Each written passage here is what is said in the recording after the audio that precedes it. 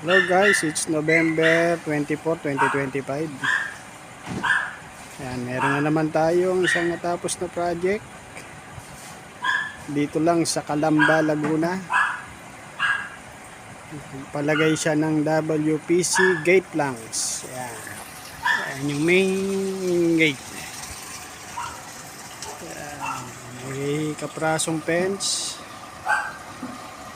Ayan. Tapos merong service door. Ayan. Meron pang isang fence na merong mailbox. Ayan. Thank you sir, thank you ma'am. WPC gate and fence plank. Ayan. Ang kulay po niyan ay rosewood, redwood yung iba. Ayan.